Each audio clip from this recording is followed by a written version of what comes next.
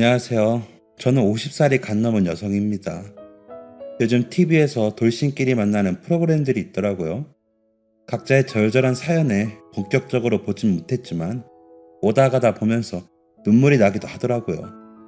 그러면서 제 예전 이야기들이 생각나더군요. 이 정도 이야기하니 알아들으신 분들이 계시겠네요. 저를 흔히들 말하는 과거가 있는 여자였습니다. 그 과거에 저는 얽매여 삶을 포기하고 싶기도 했었습니다. 모두가 저에게 손가락질을 하는 것 같았고 막막했습니다. 하지만 저를 지켜준 건 역시나 사람들이었습니다. 그 사람들이 있었기에 지금의 제가 있을 수 있겠죠. 그 마음을 갚기 위해 열심히 산다고 살았지만 아직도 부족한 것 같아 더 분발하려고 합니다. 그러고 나면 시간이 더 지난 어느 때쯤에는 이제 그만 마음의 짐을 내려놓을 때가 되었다 알게 될까요? 도대체 이 여자가 어떤 사연이기에 이러나 싶으시죠? 지금부터 저의 이야기를 시작해 보겠습니다. 들으시고 잘 살았다고 칭찬 한 번만 부탁드립니다. 그 사람을 만난 건 20살 때였습니다. 고등학교 졸업하고 처음으로 가진 친구들 모임에서 서로 첫눈에 반해 정말 불같은 연애를 했습니다. 우리는 어렸고 두려울 것이 없었습니다. 게다가 그 남자는 저의 지역에서도 나름 잘 산다는 축에 끼는 집안이었는데 남자는 그 부분을 내세우며 내가 희명이 너 책임진다니까. 우리 엄마도 언제든지 며느리 볼 생각 있다고 하셨어. 라고 말하곤 했습니다. 그런 남자의 말에 저는 설렜습니다. 20살밖에 되지도 않았던 여자애가 왜 책임진다는 그 말에 설렜는지 지금도 이해가 되지 않지만 그냥 그 남자가 한 말이라 좋기도 했던 것 같습니다. 그 남자가 숨만 쉬어도 좋았으니까요. 같이 밥 먹을 때도 좋았고 차를 마실 때도 좋았습니다. 아침 일찍부터 만나 저녁 늦게 헤어지면서도 헤어지기 싫어 아쉬웠습니다.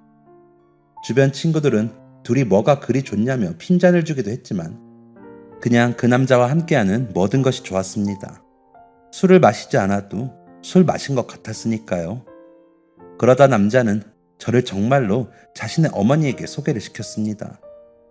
홀어머니의 외아들이었음에도 저에게 거리낌 없이 대해주시는 어머니도 좋았습니다. 갈 때마다 맛있는 음식도 해주시고 가끔 용돈도 주시면서 우리 태영이랑 사이좋게 지내. 진짜 이대로 날 잡아도 좋고 아직 너무 어려서 희명이 부모님이 싫어하시려나? 내가 주책이지? 우리 태영이밖에 없으니까 내가 외로웠는데 희명이 같이 예쁜이가 놀러오니까 좋아서 그래 라고 하시기도 했습니다. 그러면서 저에게 예쁜이라고 부르시곤 하셨죠. 제가 잘 먹는 음식은 많이 하셔서 싸주시기도 하셨습니다. 그걸 본 엄마는 어머 감사해라. 음식 솜씨도 좋으시네 라며 좋아하셨지만 이러다 우리 막내 일찍 시집가는 거 아니야? 엄마 그거는 싫은데 라며 눈물을 글썽이시곤 하셨습니다. 그런 저와 엄마를 본 큰오빠는 고등학교 졸업한 지가 언젠데 벌써 시집이야기야. 정신 차려 이 기집애야. 학교나 잘 다닐 것이지 까불기는 이라며 면박을 주곤 했습니다. 어릴 적부터 큰오빠는 제가 조금이라도 어긋나게 행동하면 엄청 엄하게 단속을 했던 터라 큰오빠의 그런 모습에 그저 입만 삐죽거릴 뿐이었습니다. 대학에 들어갈 때 과도 큰오빠가 정해줄 정도로 단속이 심했거든요.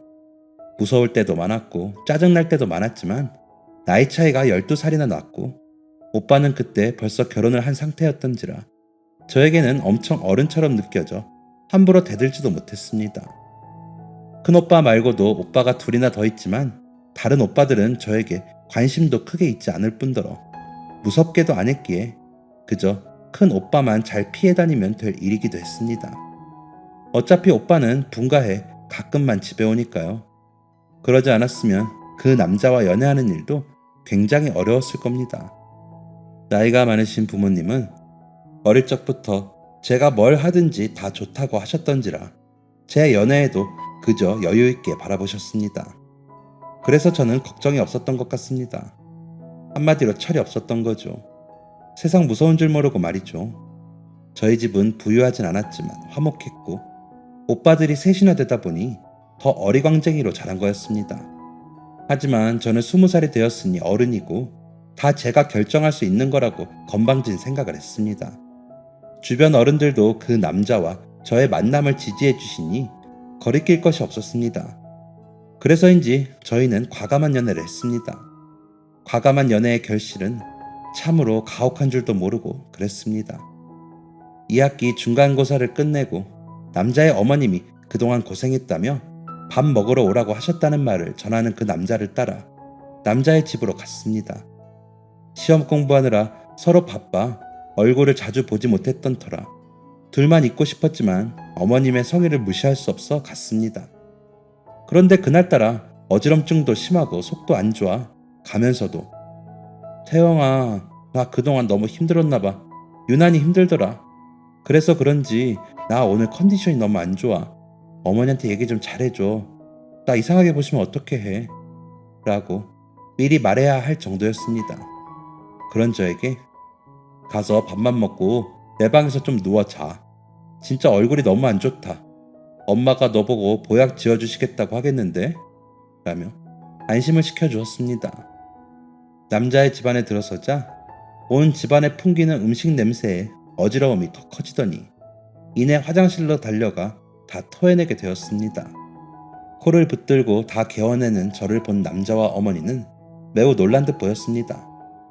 하지만 제게 그건 중요한 게 아니었습니다. 당장에 쓰러질 것 같더라고요. 속도 너무 안 좋고 음식 냄새가 너무 역하게 느껴져 그 집에 더 있을 수가 없었습니다. 어머니, 너무 죄송한데 제가 되게 체했나 봐요. 음식하느라 힘드셨을 텐데 어쩌죠? 저 이만 가봐야 할 것 같아요. 라는 말만 남기고 문을 박차고 나와 버렸습니다. 남자는 따라 나오더니 괜찮아? 집에 데려다 줄게. 기다려봐. 택시 잡자. 라며 저를 달랬지만 저는 다시 올라오는 구토를 참지 못하고 골목에 쪼그려 앉아 다시 한번 다 토해냈습니다. 진짜 혼이 빠지는 것 같았습니다.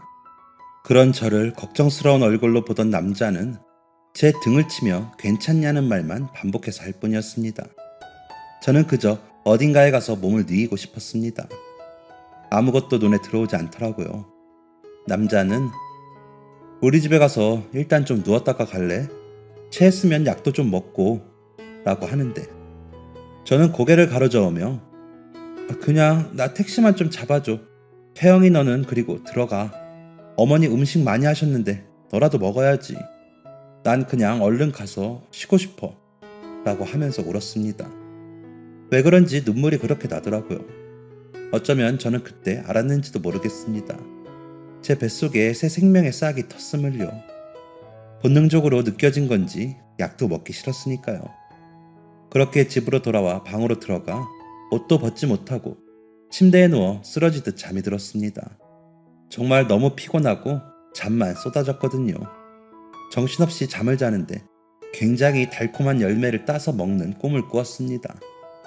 보랏빛 길쭉한 포도송이 같은 그 열매가 갑자기 반짝반짝거리더니 보석으로 변하는 걸 제가 잔뜩 따서 품에 안는 꿈이었습니다. 꿈이었지만 그 달콤함과 싱싱한 감촉이 생생했고 보석으로 변한 열매가 너무 예뻐서 귀하게 품에 안은 것이 진짜 같았습니다. 일어나 그 느낌이 사라지는 게 아쉬워 눈물이 날 정도였으니까요. 다시 한번 느껴보고 싶을 정도로 좋았거든요. 아침에 일어난 저를 본 엄마는 어제 많이 아팠어? 태영이 전화해서 걱정하더라. 놀란 것 같던데? 라고 하시는데 그제야 그 남자에게 연락을 해줘야겠다고 생각했습니다. 하지만 불안한 마음에 바로 연락을 할 수가 없었습니다. 확실히 해두는 게 좋을 것 같아 학교 앞 약국에서 임신 테스트기를 구입해 수업에 들어가기 전에 화장실로 향했습니다. 선명히 나타나는 두 줄에 화장실에서 차마 나오지를 못하고 정신을 놓고 있었습니다. 원래도 불규칙했던 월 행사에 그다지 신경 쓰지 못했는데 그만 임신이 되었던 거죠. 수업에 들어가지도 못하고 공중전화로 달려가 남자에게 삐삐를 쳤습니다. 약속 시간과 장소를 일방적으로 전하고 무조건 나오라고 했습니다. 평소와는 전혀 다른 방식이었기에 남자는 놀랐는지 저보다 먼저 약속 장소에 나와 있었습니다. 그래서 쓱 임신 테스트기를 내밀었습니다. 남자는 이게 뭐야? 이거 어떻게 된 건데?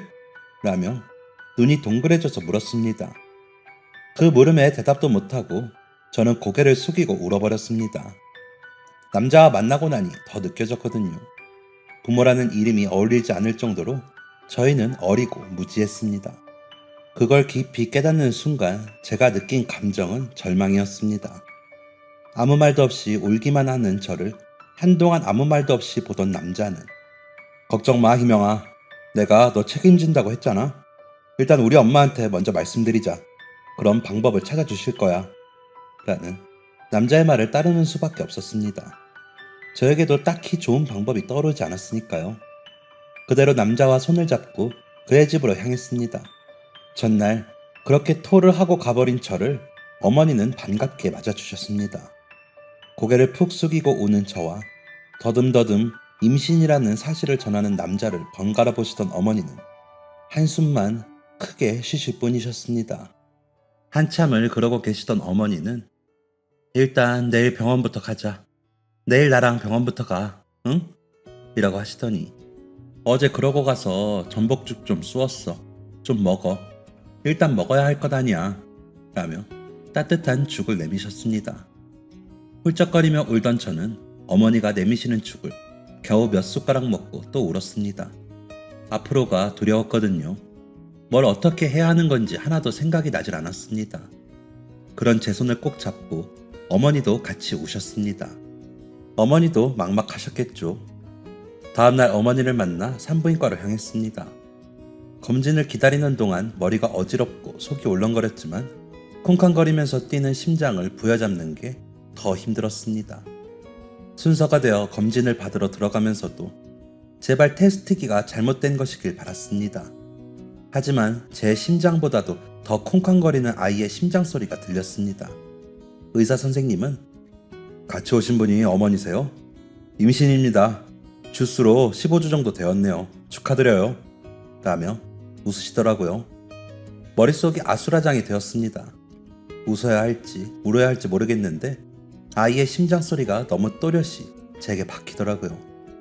그런 제 손을 잡으신 어머니는 눈가에 눈물이 맺히신 채로 화면에서 눈을 못 떼시더라고요. 임산부 수첩을 받고 초음파 사진을 받아 병원을 나서는데 다리가 후들거렸습니다. 제가 넘어질 것 같았는지 어머니가 얼른 제 손을 잡아주시더라고요. 그렇게 어머니를 의지한 채 남자의 집으로 갔습니다. 집에서 기다리고 있던 남자는 저와 어머니를 보자 달려와 뭐래? 병원에서 뭐래? 라며 묻는데 그런 남자를 보자니 또 눈물이 나더라고요. 그 자리에 서서 울면서 초음파 사진을 내밀었죠.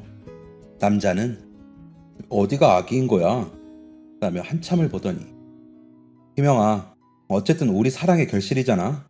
조금 빨리 찾아오긴 했지만 우리 이 아이 낳아서 키우자. 결혼도 하고 엄마랑 이야기했는데 너가 휴학하고 아기 낳고 몸조리하면 엄마가 아이 키워주신대. 우리는 원래대로 학교 다니고 라며 저를 안아주더라고요. 엉엉 울어 머리가 울려 아프면서도 남자가 하는 말에 안심이 됐습니다. 아이를 낳아 기를 수 있는 방법이 있다는 말에 마음이 놓였는지도 모르겠습니다. 그래서 고개를 끄덕이며 울었습니다. 그런 저희를 본 어머니는 그래, 내가 할머니니까 해야지. 어쩌겠니? 일단 부모님께 말씀드리고 한번 뵙자고 해. 라고 하시더라고요. 그렇게 집에 들어갔는데 큰오빠가 집에 와 있더라고요. 대뜸 저를 보더니 너 일찍 안 다닐래? 언제까지 그렇게 철이 없을래? 세상 무서운 줄 모르고 라고 인상을 쓰더라고요. 그런 오빠가 무서워 방으로 도망가면서 내가 애인가? 오빠는 괜히 라며 말대꾸를 하고는 문을 닫았습니다. 남자와 어머니에게는 집에 말하기로 약속하고 왔는데 큰오빠 때문에 도저히 그날 말을 못하겠더라고요. 그렇게 눈치만 보다 시간은 흘렀습니다. 점점 살이 찌고 배가 나오는데 그걸 감추고 학교 생활을 하자니 힘들긴 했지만 아이가 있다는 생각에 버틸 수 있었습니다. 어떤 아이일까 생각하면 웃음이 났습니다. 남자는 그런 채 마음을 헤아리기라도 하는 듯이 저를 위해 배려하느라 바빴습니다. 부모님께 임신 사실을 말하지 못하는 저를 좀 답답해하긴 했지만 기다릴 수 있다며 말해주곤 했죠. 병원에서는 24주가 넘자 이리저리 검사할 게 많다며 다음 검진 때도 아빠랑 꼭 같이 오라고 당부하셨습니다. 검진을 받고 나오며 이제는 정말 부모님께 말해야 한다고 다짐을 하고는 집으로 돌아왔습니다. 일부러 묶어놓았던 복대도 하지 않고 집으로 들어갔습니다. TV를 보시던 엄마와 아빠는 저를 보시더니 눈이 동그래지시더니 너 배가 왜? 라며 물으시더라고요. 아무 대답도 못하고 울면서 서 있는 저를 거실에 앉히시더니 너 설마? 라며 채근하셨습니다. 산모 수첩을 꺼내는 저를 보신 엄마는 이놈의 계집애가 정말? 이라며 제 어깨를 마구 때리셨습니다. 저는 배를 감싸 안고 울기만 했죠. 아빠는 한참을 망연자실해 계시더니 그놈한테 연락해서 오라고 해. 뭐라고 하는지 드러나 보자. 라고 하시더니 방으로 들어가셨습니다. 엄마는 태영이 집에서도 아니? 도대체 이렇게 될 때까지 왜 말을 안 했어? 너 이러고 학교를 다닌 거야?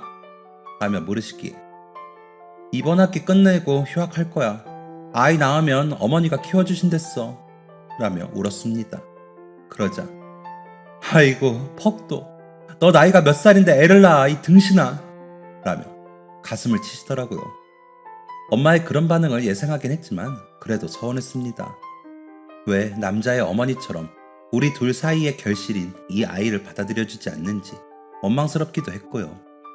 어떻게든 아이를 지켜야 한다는 생각에 배를 감싸 안고 엄마로부터 지키려고 애를 썼습니다. 오빠들은 다행인지 늦게 들어와 그 난리를 보진 못했습니다.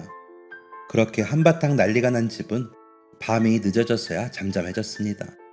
일단 집에 말씀은 드렸지만 이제 남자가 집으로 찾아오고 부모님들을 만나게 하는 순서가 남았었습니다. 이렇게 시집을 가게 되는 게 부모님께 죄송했지만 사랑의 책임이라 생각했습니다. 이런 방법이 최선이라고 생각했습니다. 다음날 아침 남자에게 전화를 걸었지만 받지 않더군요. 남자 방에 전화가 따로 놓여 있어 그 시간에는 전화를 받는데 받지 않더라고요. 부모님께 인사를 시켜야 했으므로 마음이 급해 어머님이 계시는 거실 전화로도 전화를 해봤지만 전화를 받지 않았습니다. 무슨 일이 있나 싶었지만 통화가 안 되니 제 마음만 타들어갈 뿐이었습니다. 일단 학교에 가서 휴학계를 내기로 한 날이라 학교를 향했습니다. 휴학계를 내고 학교 공중전화에서 남자에게 다시 전화를 해봤지만 받지 않았습니다. 어머니에게도 연락해봤지만 통화가 안 됐습니다. 남자의 집으로 가기 위해 택시를 탔습니다. 남자의 집 앞에 내려 벨을 눌렀지만 아무도 나오지 않았습니다. 그쯤 되니 무슨 일이 생긴 건가 싶어 걱정이 되었습니다. 그렇게 남자의 집 앞에서 발을 동동거리고 있는데 남자가 피곤한 얼굴로 나타났습니다. 왔어? 엄마 여행 가셔서 안 계시는데 라며 웃더군요. 그래서 어디 갔다가 와? 연락이 안 돼서 놀랐잖아 라며 인상을 썼더니 친구들하고 술 좀 마셨어. 요즘 일이 많았잖아. 스트레스 좀 풀려고 라며 답하더군요. 그 말을 듣는 순간 너무 섭섭했습니다. 우리 집은 난리가 났고 우리 부모님은 잠도 못 주무시고 나는 휴학계를 내고 왔는데 책임지겠다던 사람들은 술을 마시고 여행을 가다니요. 집에 이야기했어. 아빠가 와서 이야기하라셔. 그러고 나서 부모님 만나는 자리 만들어야 할 거 아니야. 나 오늘 휴학계도 내고 왔어. 라며 더 인상을 쓰며 말했습니다. 그러자 남자는 갑자기 정색을 하더니 근데 왜 인상을 쓰고 이야기하냐? 너 임신한 게 내 책임만 있냐? 내가 너를 억지로 그런 것도 아니고 책임진다고 했잖아. 너만 힘들어? 나도 힘들어. 이 나이에 애 아빠가 되게 생겼는데 나라고 뭐 룰루랄라 좋겠어? 일단 집에 가서 기다려. 내가 연락할게. 엄마 여행 끝내고 오시면 갈 테니까 기다려. 라며 화를 내더니 집으로 들어가 버렸습니다. 길거리에 버려진 것 같은 기분이 들어 남자를 따라 들어갈까 싶었지만 남자는 벨을 눌러도 문을 열어주지 않았습니다. 갑자기 세상이 더 깜깜하게 느껴졌습니다. 남자의 태도가 그동안과 너무나 달라졌기에 불안하고 무서워졌습니다. 그리고 한 달 동안 남자는 연락이 힘들었습니다. 겨우 통화가 되어 검진받으러 병원 앞으로 오기로 약속을 했음에도 나타나지 않았습니다. 어머니도 내가 요즘 큰일 앞두고 정신이 없네. 주변 사람들에게도 내가 은근 귀띔을 하려면 이리저리 만날 사람도 많고 부모님 뵙는 거는 일단 내가 다시 연락할 때까지 기다려. 응? 이라며 황급히 전화를 끊기 일쑤였습니다. 배는 점점 불러오고 남자는 나타나지 않자 저희 집에서는 더 난리가 났습니다. 엄마는 도대체 그놈이랑 연락은 되는 거니? 왜 안 와? 아니면 내가 그 집으로 갈까? 너희 오빠들도 다 알게 생겼어. 어쩔 거야? 너희 둘째 오빠는 여자 데리고 온다는데 너배는 점점 더 불러오는데 그놈은 언제 나타나니? 응? 이라며 채근을 하셨습니다. 너무 무서웠습니다. 배는 더 이상 감출 수 없을 만큼 나와 큰오빠가 올 때면 방에 숨어서 나가지도 못했습니다. 밖에 외출도 겨우 해야 할 판이었습니다. 20살의 어린 딸이 결혼도 안 하고 임신을 했다는 걸 누가 알기라도 할까봐 부모님은 전전긍긍 하셨으니까요. 저도 창피해 친구들도 만나지 못했습니다. 남자와는 점점 더 통화도 힘들었습니다. 어머니와도 겨우 통화가 되면 어머니는 미안하다.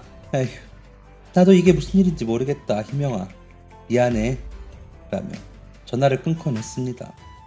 어떤 날은 무슨 말을 하려다가 멈칫거리더니 옆에서 남자가 뭐야 끊어 라면서 강제로 전화를 끊어버리기도 했습니다. 그런 일들이 계속 반복되니 알겠더라고요. 저는 남자에게 버림받은 것이었습니다. 달콤한 말로 저를 꿰어내고 이렇게 임신까지 하게 만들어 놓고 저를 버린 것이었습니다. 다 책임지고 아이를 키우게 해주겠다던 그 사람의 엄마도 마찬가지라고 생각하니 소름이 끼쳤습니다. 그런 생각이 들고 나니 그냥 앉아서 그 남자의 연락을 기다리고만 있을 수가 없었습니다. 남자와 그의 어머니를 만나야 했습니다. 새벽에 일찍 남자의 집으로 가 벨을 눌렀습니다. 진짜 몇십 번을 눌렀던 것 같습니다. 그 남자의 어머니가 나오더니 희명아, 너가 답답한 거 내가 왜 모르겠니?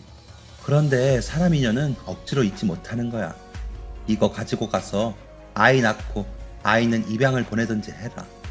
너도 너 인생이 있는데 미련하게 아이 키운다고 고생하지 말고 아니면 내가 알아봐 줄까? 너희 부모님께는 죄송한데 너희 부모님도 너가 저지른 일에 약간 책임지셔야지. 우리 그렇게 마무리하자. 태영이가 도저히 안 되겠나 봐. 그걸 내가 억지로 잡아 끈다고 될 일도 아니고 라면서 대문 안으로 들어가려 했습니다. 그런 어머니를 붙들고 어머니, 태영이 한 번만 만나게 해주세요. 어머니 제 배 좀 보세요. 아들이래요. 어머니도 아들 원하셨잖아요. 어머니 왜 이러세요? 이제 와서 애를 어떻게 해요? 어머니 제발 이러지 마세요. 라며 빌었습니다. 그래도 돌아보지 않는 어머니 다리를 붙들고 무릎까지 꿇고 빌었습니다. 그런데도 어머니는 그 돈이면 아이 낳고도 새 출발할 때 힘들지 않을 거야. 그리고 희명아, 너도 네 인생 생각해. 미련하게 굴지 말고 라더니 제 손을 뿌리치고 들어가 버렸습니다. 돈봉투를 끌어안고 그 집 앞에서 엉엉 울었지만 남자는 나와보지도 않았습니다. 남자의 방 창문에 불이 켜지는 것을 보았지만 창문도 열어보지 않더라고요. 집으로 돌아가야 하는데 도저히 용기가 안 났습니다. 지금까지 기다려준 부모님께 이 이야기를 어떻게 해야 할지 모르겠고 오빠들까지 알게 되어 일이 커지면 제가 어떻게 감당해야 할지 모르겠더라고요. 그래서 일단 산부인과와 가장 가까운 곳의 여관에 방을 하나 얻었습니다. 그리고 그날부터 거기서 지냈습니다. 출산 예정일까지 2달 정도 남았으니 그렇게 지내다 남자에게 다시 연락해 아이를 보여주면 생각이 달라질 거라고 생각했습니다. 지금은 혼란스러워 그럴 수 있지만 막상 태어난 아이를 보면 다시 전처럼 다정한 사람으로 돌아올 거라고 생각했습니다. 아마 집은 난리가 났겠죠. 배가 부른 딸이 갑자기 사라졌으니 부모님은 엄청 걱정을 하셨을 겁니다. 어쩌면 잘 사라졌다고 하셨을 수도 있죠. 이런저런 생각들을 하다 제 처지가 너무 비참해 그 작은 여관방에서 울었습니다. 그럴 때면 뱃속의 아이는 저를 위로라도 하듯이 발로 차면서 자신의 존재를 알려주었습니다. 아마 그 움직임이 없었다면 저는 그때 나쁜 생각을 했을 것 같습니다. 그 작은 움직임에 저는 비참하고 초라했지만 버틸 수 있었죠. 미안한 마음에 아이에게 아이야, 아빠가 우리 아가 얼굴만 보면 마음이 달라지실 거야. 그러니까 우리 조금만 힘내자. 알았지? 라며 말하곤 했습니다.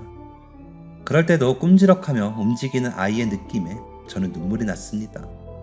그렇게 버티고 버티던 아침에 배가 아파오기 시작했습니다. 처음에는 화장실이 가고 싶은 줄 알고 화장실에 가봤지만 확연히 다른 통증이더라고요. 병원에서 알려준 대로 아픈 간격을 재보았더니 3분 정도 간격으로 진통이 오더라고요.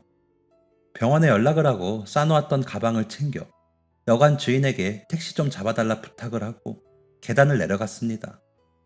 겨우 1층에 도착해 택시가 오기를 기다리는데 무언가 주르륵 흐르는 게 느껴졌습니다. 그러더니 견딜 수 없을 만큼 고통스러운 진통이 오더라고요. 택시가 도착했고 겨우 정신을 붙들고 병원 이름을 말씀드렸습니다. 다행히도 아기 엄마 조금만 참아요. 내가 얼른 가볼게.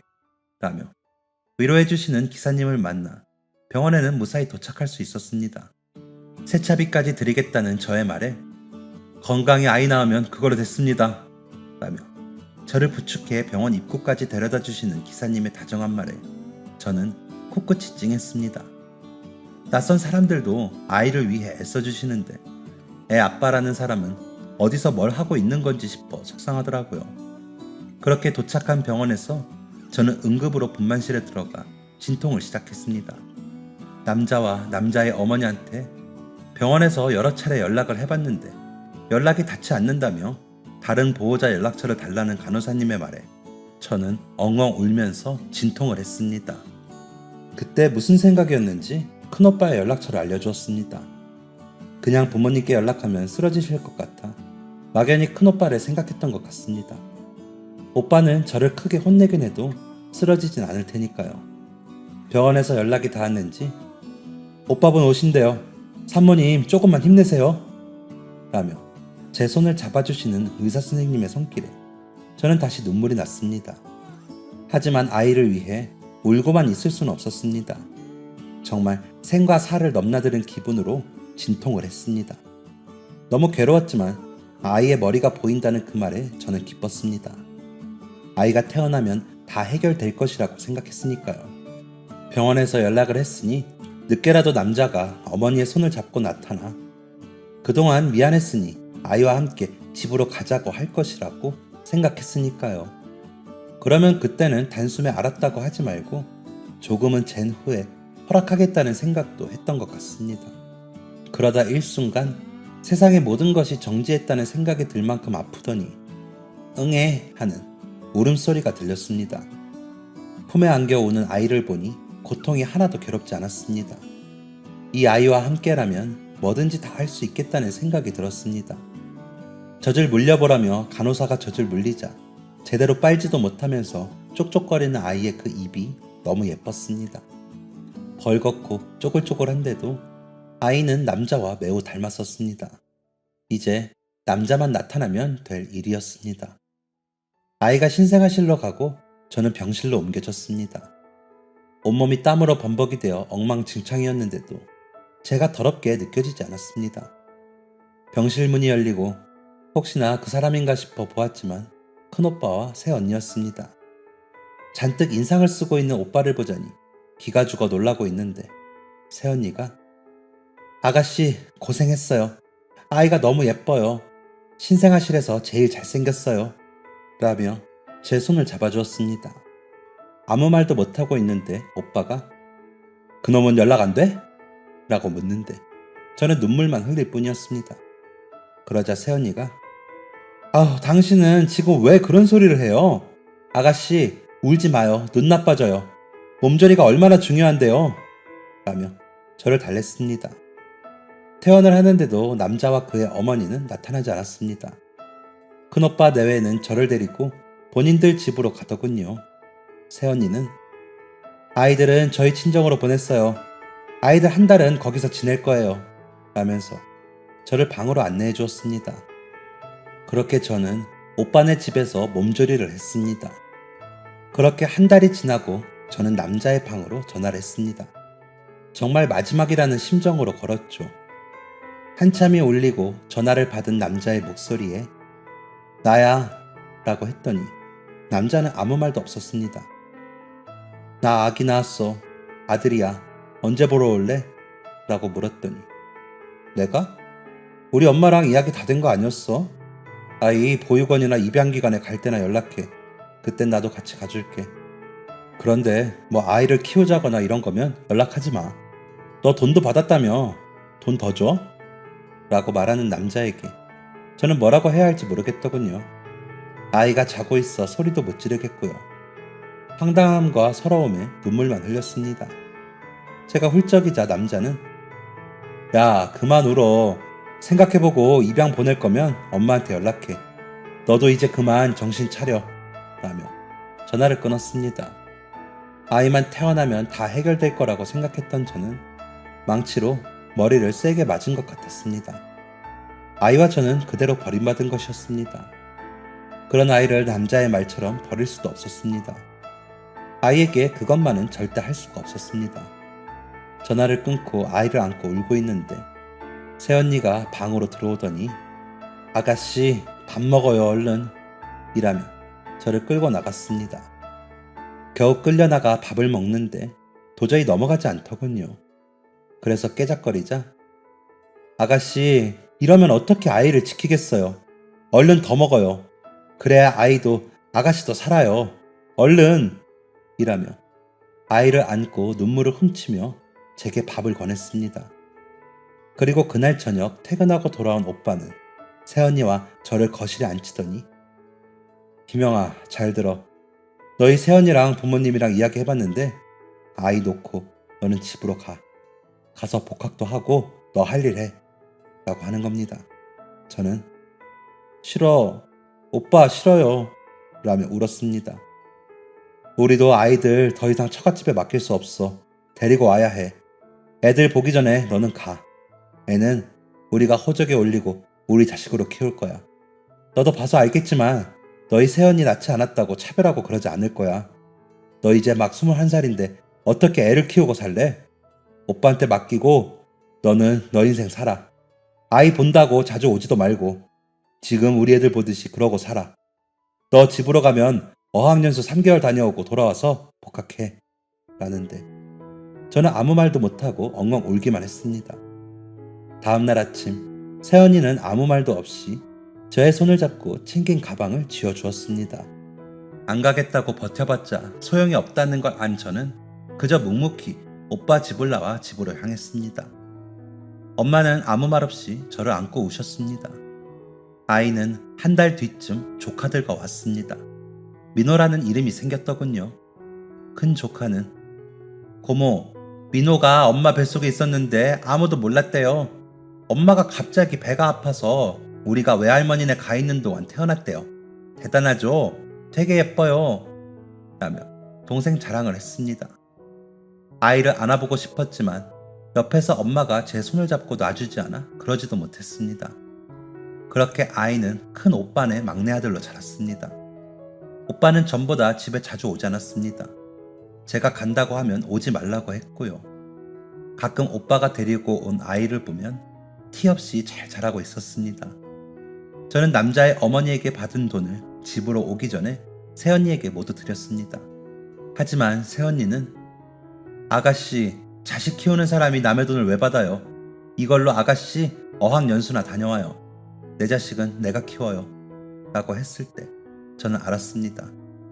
오빠와 언니가 누구보다 아이를 잘 기를 거라는 걸요. 하지만 또 저는 저대로 아이에게 해주고 싶은 마음을 표현하고 싶어 조카들 선물까지 함께 보내고는 했습니다. 조카들은 고모 최고라며 좋아했습니다. 저는 어학연수는 가지 않았습니다. 그리고 그 돈으로 조카들과 아이에게 이것저것 사서 보내는데 돈을 썼습니다. 보내면서도 혹시나 언니가 마음 상할까봐 조카들 것을 더 좋은 것으로 사서 보냈습니다. 그리고 가을에는 복학을 했고 열심히 다녔습니다. 그리고 좋은 학점으로 졸업을 했고 괜찮은 회사에 취직을 했습니다.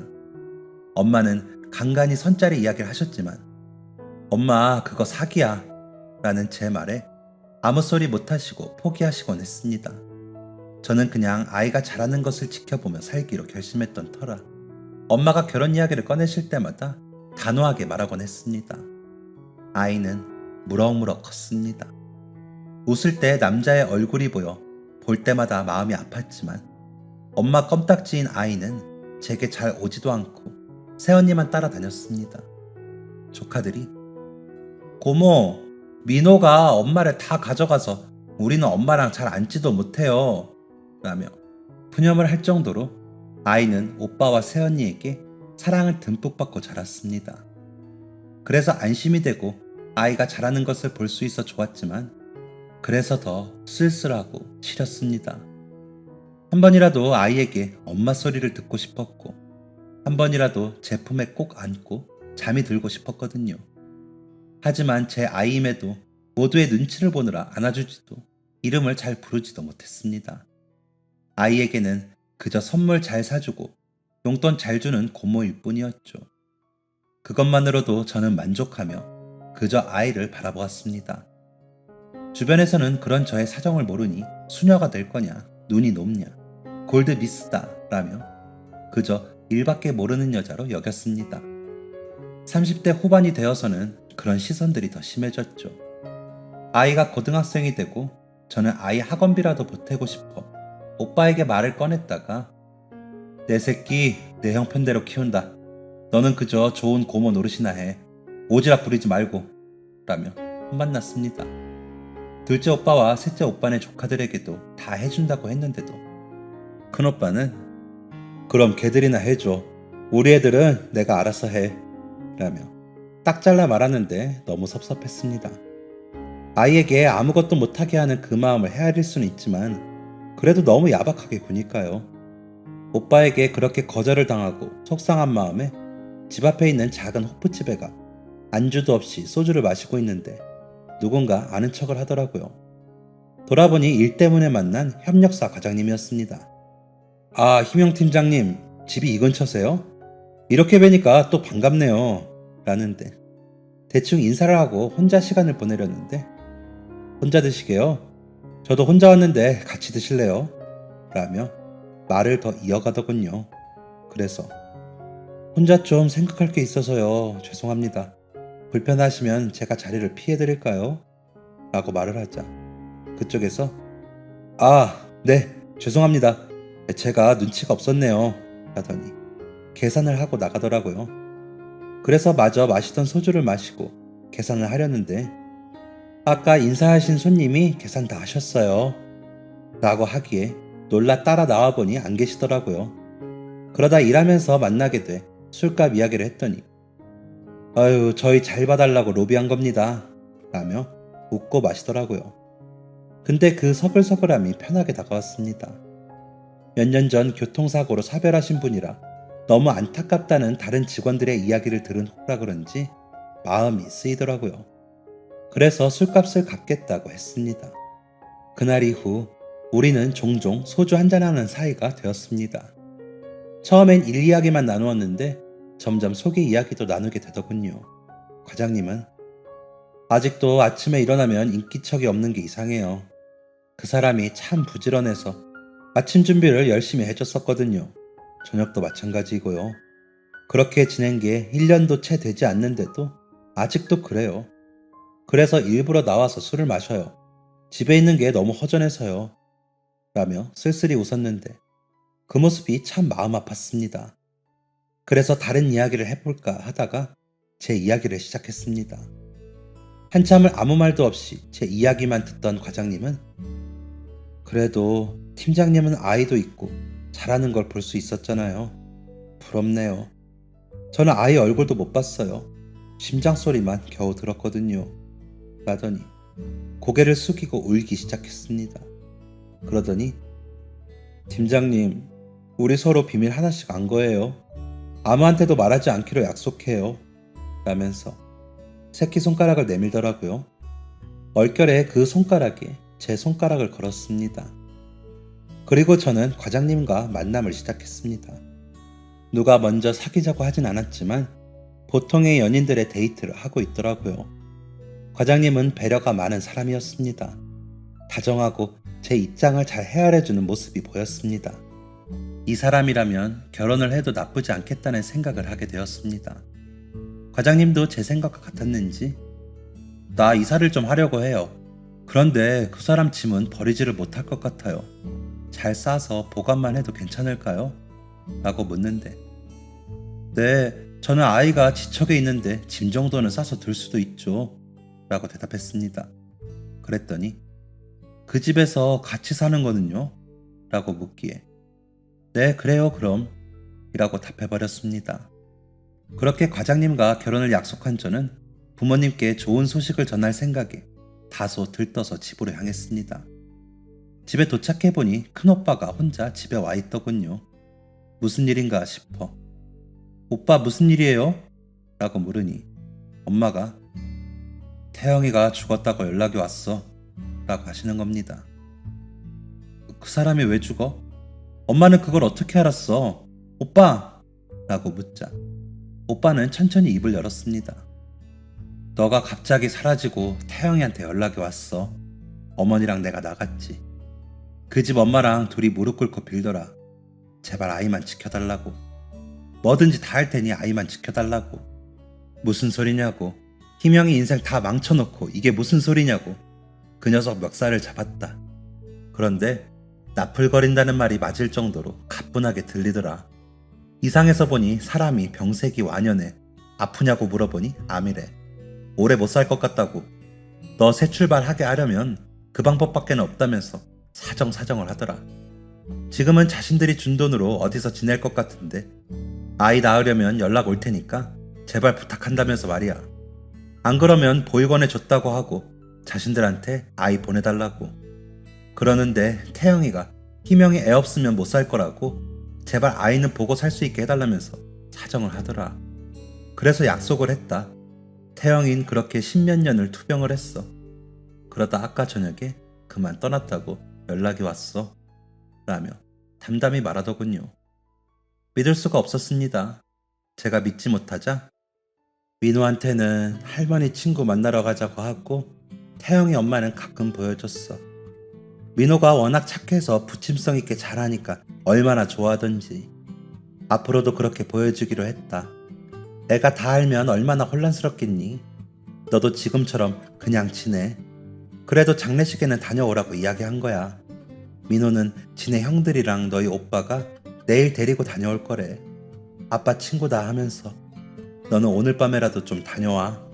라며 엄마가 말씀을 하시는데도 저는 믿을 수가 없었습니다.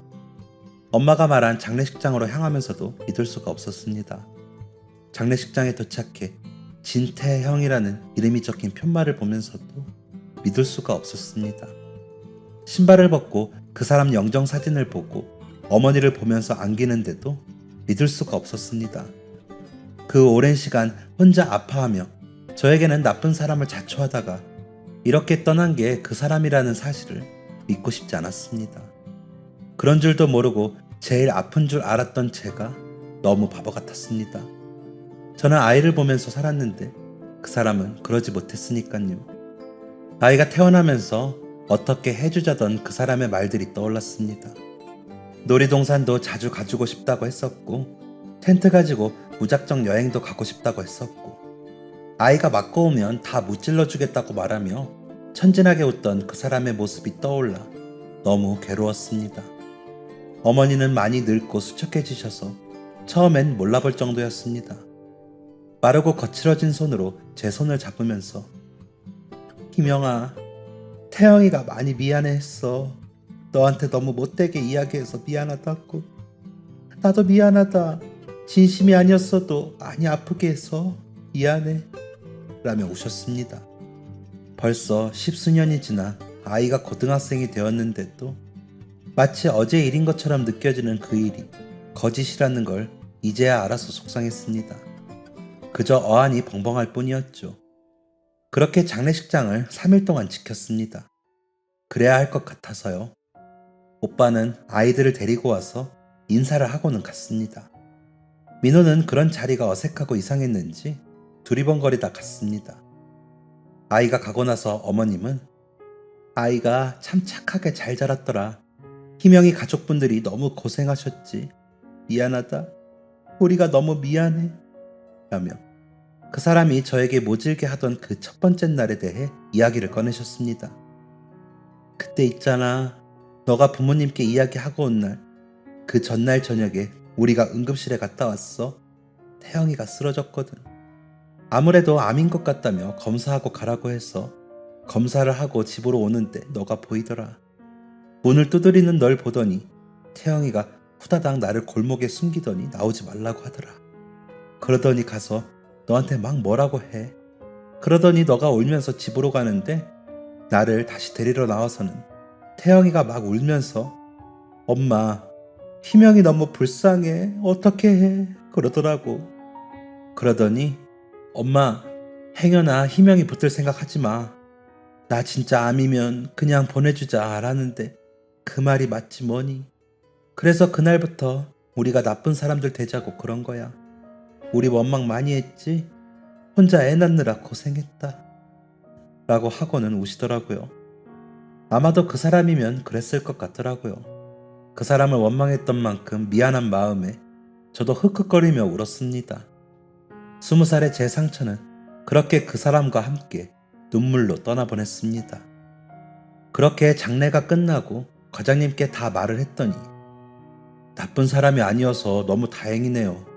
마음 아픈 일이지만 팀장님이 좋은 사람과 인연이었다고 생각하니 다행인 것 같아요. 그래서 민호도 착한가 봐요. 라며 저를 달래주었습니다. 그러더니 과장님은 제게 청혼을 했고 저는 받아들였습니다.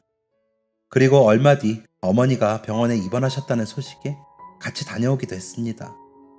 어머님이 돌아가셨을 때도 같이 가서 장례를 치르는데 돕기도 했고요. 어머님은 모든 재산을 민호와 제 앞으로 남기셨습니다. 아이가 아직 학생일 때라 그 돈은 당분간 건드리지 말자고 오빠가 그러셔서 그러기로 했죠. 그러다 아이가 대학에 합격했다는 소식을 듣고 남편이 그러더군요. 저기 여보, 이제라도 민호를 데려오는 건 어때요? 라고요. 무슨 소리인가 싶어 선뜻 대답도 못하고 있는데 형님께 그동안 고생하셨다고 상속받은 돈은 다 드리고 아이는 이제라도 우리가 데리고 와서 부모 노릇 해봐요. 아이에게 친아버지 이야기도 해주고 우리 그렇게라도 엄마 아빠 소리 들어봅시다. 물론 민호 생각이 제일 중요한데 당신 엄마 소리 듣고 싶잖아 라고 하더군요. 너무 고마워서 말도 나오지 않았습니다. 그저 눈물만 흘렸죠. 그러더니 남편은 오빠와 며칠 동안 이야기를 한참 주고받았습니다. 그렇게 아이에게 모두 털어놓던 날 아이는 안 그래도 혈액형이 저만 AB형인 게 이상했어요. 저는 입양아인가 했죠. 모두들 너무 잘 대해주셔서 좋은 분들께 입양이 된 건가 했어요.